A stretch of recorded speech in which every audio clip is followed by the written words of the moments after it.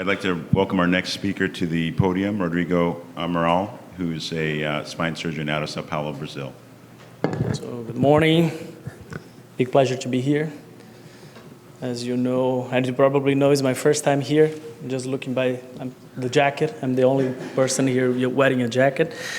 So We have a Hawaiian shirt for you. yeah, I definitely bring some in my luggage. Okay, so I'm an orthopedic surgeon, deformity surgeon, practicing in Brazil right now. And I have a long experience with anterior elongation techniques, and also a formal trained deformity surgeon.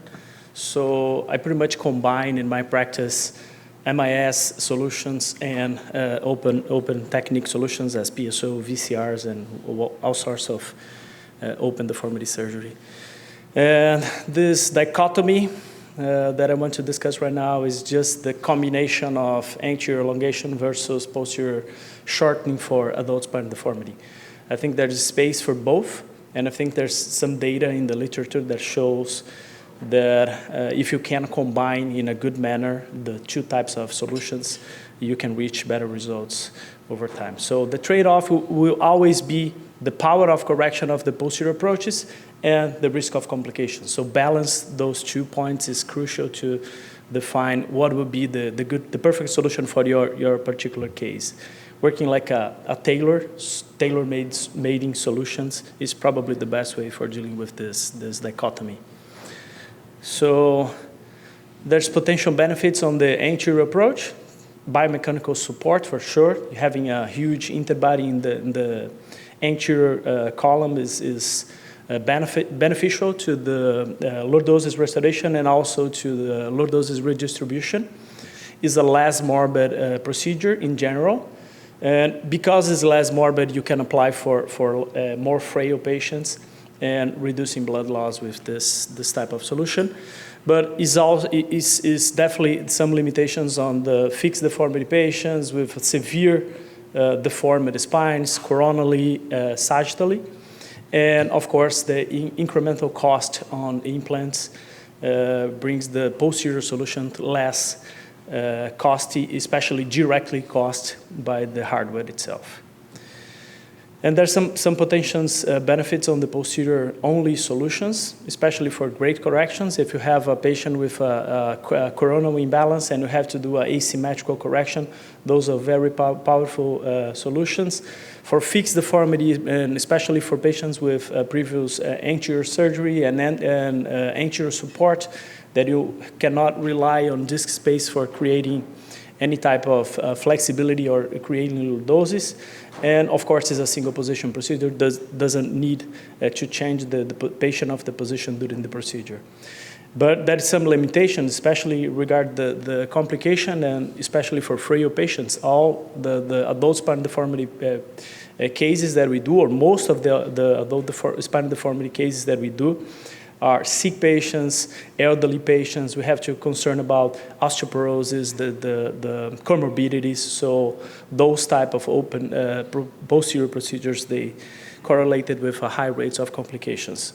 So I did a thorough review on the literature and tried to bring some of the comparisons between the two techniques that are published in the field.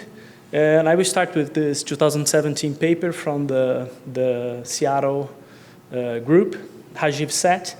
So he matching two different cohorts, one doing PSOs and the other one doing ACRs for adult spine deformity correction.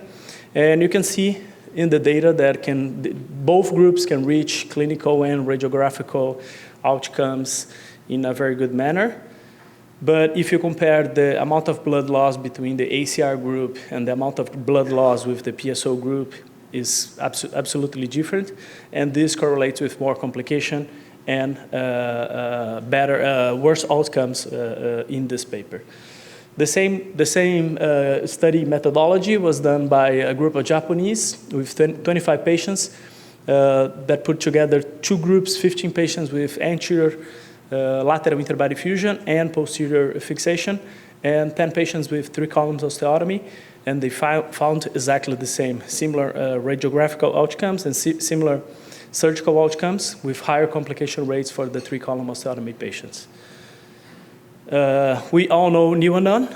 This is his 13 years experience with a mix of MIS approach, not doing posterior osteotomy, and he shows significant improvement in clinical outcomes, significant improvement in radiological outcomes, with 30% of complications, what he claims to be less complications than a regular historical adult spinal deformity literature. As people start to do cases and publish cohort studies, it's natural to see some systematic reviews papers in the literature. And here there's a 2021 paper published by Quarto comparing the two types of correction. So he put together more than 100 papers comparing 3-column osteotomy and anterior elongation papers. And he found 11 articles with this methodology, with 148 patients with the ACR and 148 patients with a PSO, and same result. PSO with higher rates of complication, especially related to the blood loss, dural tears, and hardware failure.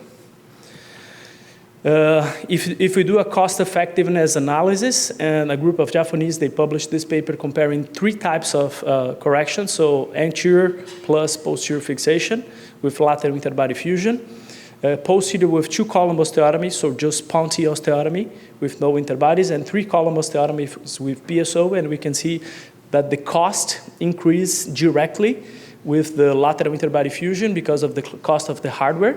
But if you compare long-term, especially with the complication rates and the risk of the morbidity related to those type of procedures, the 3-column osteotomy increased the quality per cost over 2 years, being the most expensive technique for this type of correction. This is a very brand new paper just published in June 2024.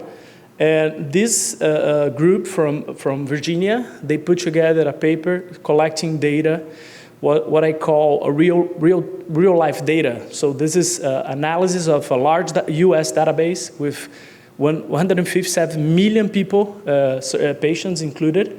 And he searched by adult spinal deformity patients treated looking for the international classification disease and the CPTs for adult deformity surgery.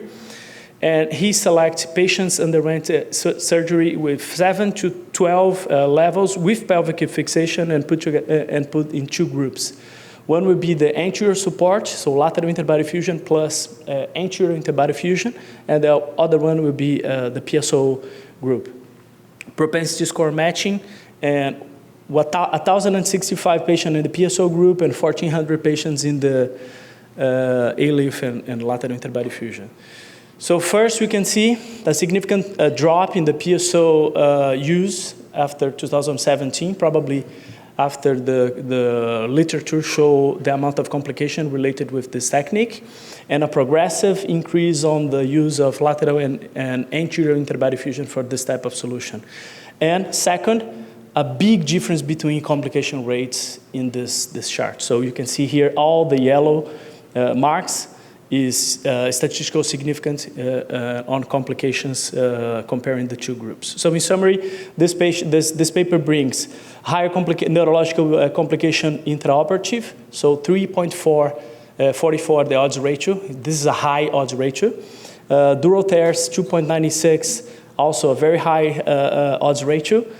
Higher radiculopathies in the ALIF and lateral interbody fusion group, but they also include tight pain and also quads numbness. What we all know doing lateral interbody fusion, that is a transient symptom, and it's probably included there because it's a symptom, but we know that usually most of the symptoms solves with 6 weeks or like 6 months.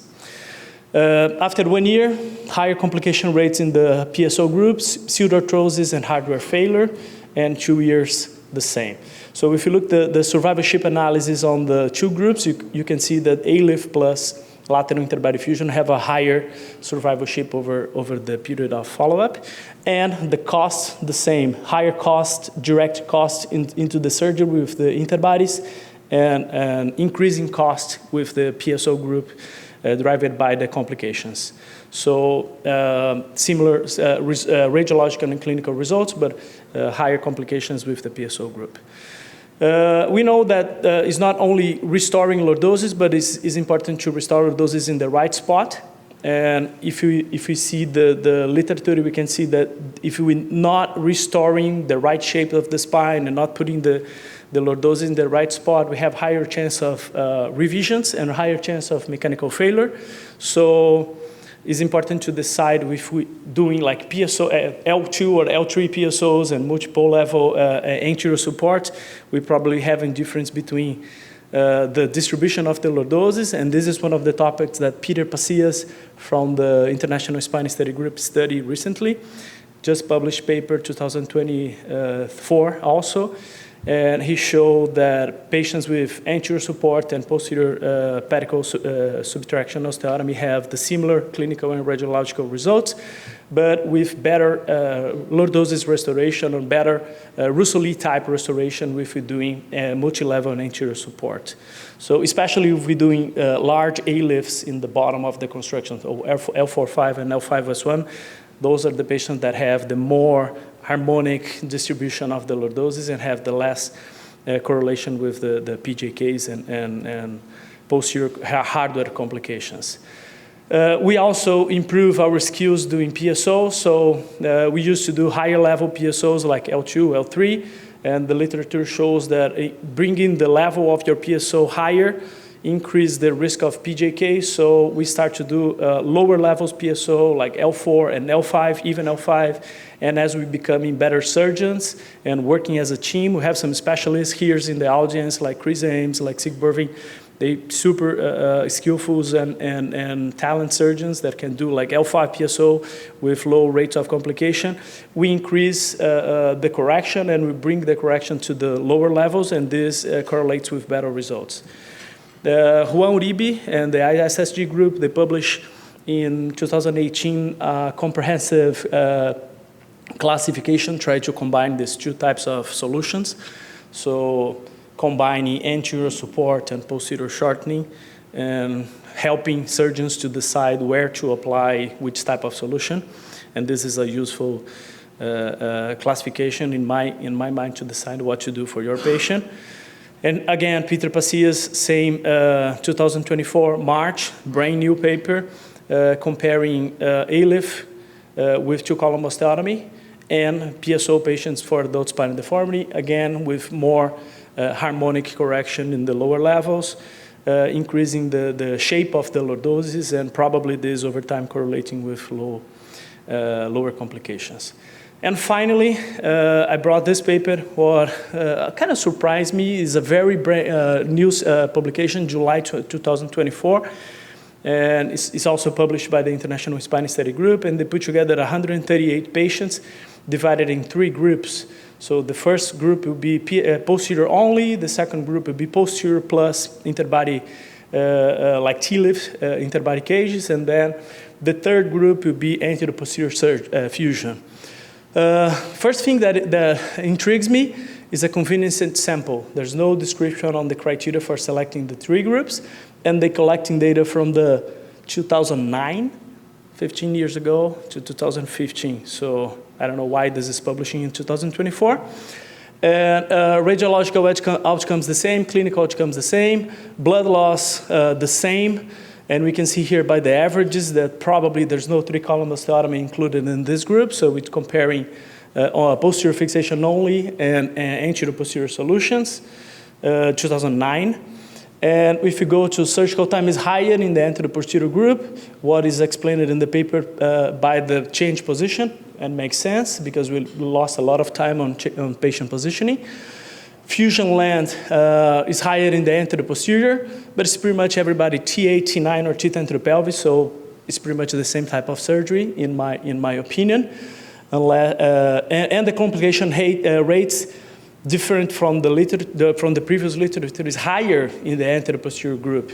And then I was taking a look in the charts, and is mainly driven by the intraoperative complications. You can see here 17% in the posterior only 5% with the posterior plus interbody fusion, T-leaves, and 31% in the anterior posterior. So I was wondering, what was that? And if we go to the discussion, they mention about some patients, a good number of patients with more than 4 liters EBL in the intraoperative period. So this is probably a bad sample for this comparison. So this is not the type of surgery that we're doing right now.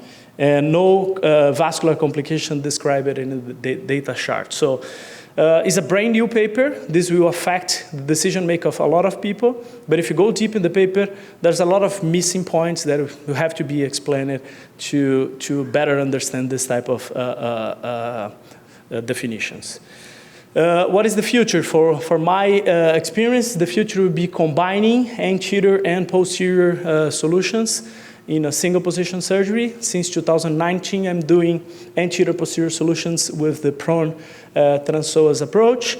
And this is a very comprehensive technique because putting the patient in the familiar work frame in prone position and being able to address anterior column and doing ACRs, anterior ligament release, hyperlordotic, expandables, multi-level support, enhance the lordosis and create a very powerful technique for lordosis restoration, and also keep the patient in the same familiar position for the spine surgeon.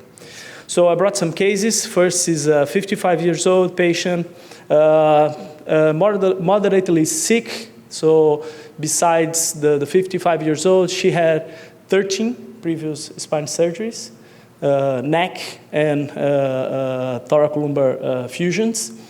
She has a hemivertebra, L3, never treated. So they tried to fuse above and below. They did some anterior support. They went to the thoracic spine, and she was referred to me after an intention of treating the back pain with back stimulator, spinal cord stimulator. After she fails from the spinal cord stimulation, she was sent to me. And because this is a congenital deformity and she's all fused in front, I have no other options for her besides doing a PSO, and that was our decision.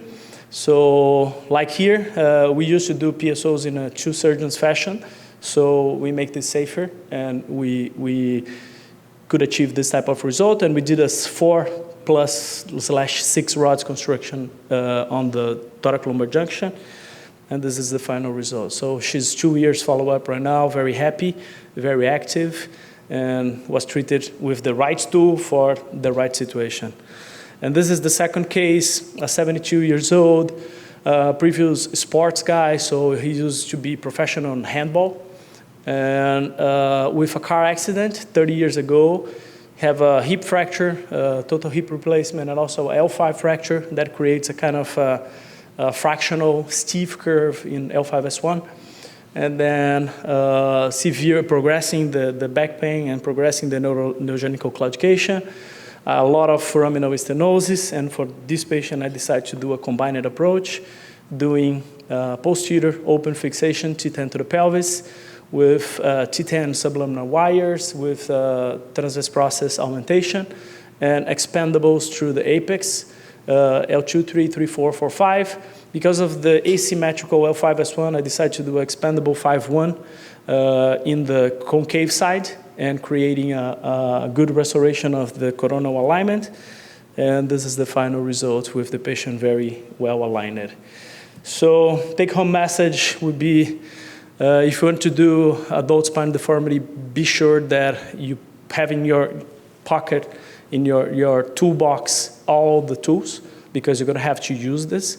Even a small tubular or endoscopic decompression for a severe radiculopathy in adult spine deformity patient is as useful, very useful technique. So if you're doing this type of patient, be sure that you have all the tools in your toolbox. Understand the indications, the limitation, and how to perform all types of solutions try to combine anterior and less invasive solutions for your patients. Pay attention on the redistribution of the lordosis. It's very important to create good restoration in the base and the bottom levels. And especially if you're treating those type of patients, combining new techniques, especially designed for these solutions, is helpful. In my opinion, prone is a powerful tool for this type of population. Thank you very much. Open for questions.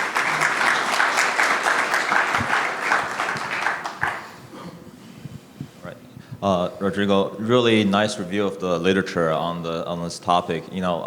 I think the issue with a lot of the studies you presented, especially in the first half, is that you're comparing like multiple levels interbody versus a PSO patient. But in clinical practice, as you showed the cases, we really use PSO for rigid deformity, whether it's congenital or prior surgery, right? Those patients are, you can't really do multi-level interbody because they're fused. So I feel like, a lot of the literature are comparing apples to oranges in a way, right? I think what's the more appropriate comparison would be multi-level interbody with posterior only PCOs, to sort of get to the lordosis and see what's the difference and the complication rate, whatnot. Because no doubt 3-column osteotomy is very morbid for patients. And to your point, like it's a great tool if you need to use it. But even, a lot of people, Lenky, Chris, I mean, as you do more and more cases, like you use PSO less and less, more judiciously, I feel. What is your take?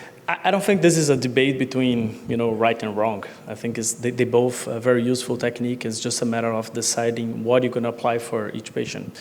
If you have like a fused patient with a steep spine, a lot of anterior previous fusions, there's no way to do interbodies. But if you have like a 40-degree patient, with a 15 centimeters of SVA, primary case, no reasons for PSO for this patient. So it's just a matter of selecting the right tool for the right patient. I completely agree with you. And then the second point, real quick, is that the level of PSO, right? And traditionally it's done at L3, and now we have data coming out of UCSF and other institutions that L4 it might be better and give you more harmonious correction, and you're getting lordosis where you need it, which is 4.5.5.1, right? Yeah. But the issue is going down lower at L5 is that I think the L5 nerve root is typically more sensitive, and if you have some subsidence off the PSO, people can develop foot drop. I think Chris has what's your experience in that, and do you prefer L5, L4 versus S1? Yeah, it's a good point, Lee. Our data, we now have over I think latest paper is over 513 lumbar PSOs, and as we've gone lower in L5, we definitely see a higher foot drop rate. And also, it's not necessarily right away, but the L5 lumbosacral junction seems to have a higher subsidence rate of the PSO, where it collapses post-op, and they can get delayed radiculopathies and delayed foot drops. So although it sounds nice to go lower, we definitely see a higher neurological deficit rate, especially with sacral PSO. And now the sacral PSOs, we leave at bed rest for about a week, because when they start to mobilize, they really collapse down to the soft bone of the sacrum. I was going to ask kind of a similar question along those lines. The common scenario that we see now is the patient that's been fused flat, L4 to S1, but they have open discs above. Mm-hmm. And there seems to be, especially in Europe, but maybe also starting in the US, a tendency toward trying to do now 3-column osteotomies to get the L4 to S1 lordosis back to 36 to 40 degrees versus doing interbody fusion, for example, at 3-4. Mm-hmm. What's been your experience, and is it different in high versus low PI patients? Are you making different choices there? What do you do on that flat 4-to-1 patient? That seems to be the biggest controversy. I work with Dr. Pimenta for many, many years. He's my mentor and father, so I'm a little biased on this answer. We have a long experience with correcting or trying to correct short fusions, short construction for L4 to S1 flat back. And we, over 10 years, follow up on patients with hyperlordotic L3-4 stenotic patients, claudication, and with ACR techniques. And by the time goes on and we learn with our mistakes, we define that it's a powerful technique, but you cannot go super angular in this correction because you're creating a change in the apex of the lordosis and the inflection point. So in our hands, if the patient have like a mild deformity, extension in the L3-4 level, and we can just go for one level ACR with posterior decompression would be ideal, but never trying to correct the whole thing with just one level because this will create a PJK type of scenario. So if you have to do a real lordosis restoration, I saw a lot of papers from Husserl group and from the French guys doing low-level PSOs for short construction. I'm a little afraid of L5 PSOs like they do there. I don't like this type of solution. And I know we are creating a deformity to treat another deformity, but it's a much less morbid procedure over time, and we have like 10 years experience with this type of procedure. So the advice would be don't try to be too greedy to restore lordosis in the adjacent level, but once you reach like 20 degrees, you're in a good spot. And those patients go as well for like 10 years. So that's my experience, personal experience. Okay, thank you very much.